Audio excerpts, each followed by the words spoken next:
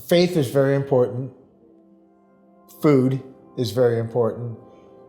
And family is very important. And if you think about it, all of three of those are interconnected. So my name is Father Jack Siefert. I'm the pastor of St. Ambrose Catholic Parish on the Hill. And one of the reasons I'm here is because I have Italian heritage. My mother, her maiden name was Giannino. She grew up on Wilson Avenue, which is one of the streets of the Hill. Went to school here. All of her sacraments were here. And I buried her from here last July. So her life was here, and that's one of the reasons I'm here, because of my Italian heritage. I leave the church open every day so people can visit, stop, say a prayer. When I walk through the church, I meet people from all over the country that come here because they know that this is an Italian parish, Italian heritage. And if you have that in your background, to come to a place that sort of supports, feeds, nurtures that the beautiful Italian heritage, it's kind of neat. You know, each of the immigrant peoples, when they came to St. Louis, they all gathered in certain parts of St. Louis, and this was a gathering spot for the Italians. Part of it was because of jobs that were available, but with that culture of Italian folks coming to this area, it has maintained that over 100 years. It has maintained that Italian heritage. Now, at the church here, there are many Italian traditions associated with the Catholic Church. So what we do at the church is highlight, support, maintain those traditions. For instance, Saint Joseph, the patron saint of Sicily. The Italians are very devoted to him. So on his feast day, which is March 19th, St. Ambrose does a huge celebration of the St. Joseph altar.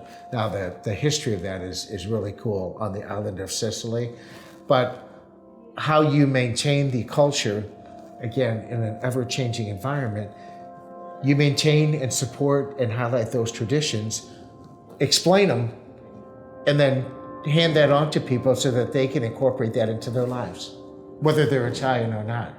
That's a worthy challenge to have. What the restaurants obviously do is they are known for their Italian food. Well, if you want to know a culture, know its food, well, that's synonymous with the Hill. All of these restaurants have beautiful Italian recipes that invite people to be a part of the culture. You know, one of the beautiful things that my mother, and I'm sure that, and I know this is true in the other cultures, but I'm speaking specifically to the Italian culture, was on Sundays, the world stopped. And the family sat together for food on Sunday. Nothing else superseded that. So Grandma Giannino, she had her own special sauce, which I regret none of us, I don't think, ever got the recipe. She had it in her head. Anyway, she would make these meatballs. And she had a secret recipe for the meatballs. But I mean, they were like the size of grapefruits. They were huge. So she'd make this huge vat of those. Pasta. She would always have fresh nuts on the table that she'd have to literally crack open, the cashews and the walnuts and all that to get the nuts. So she had that on the table.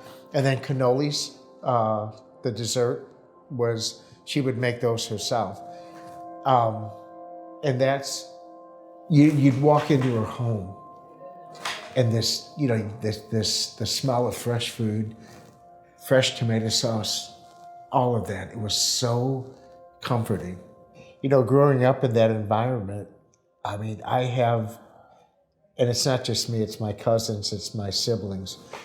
We all get together still every Christmas because of what Grandma Giannino did, which she started when we were kids, where the whole family would come together at the holidays. Well, that's what we do now. And you know what?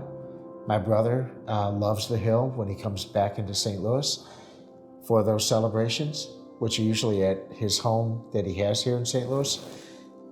It's Italian food. And it is so much fun to get together and tell the family stories.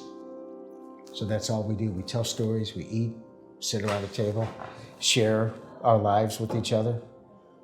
What else do you need?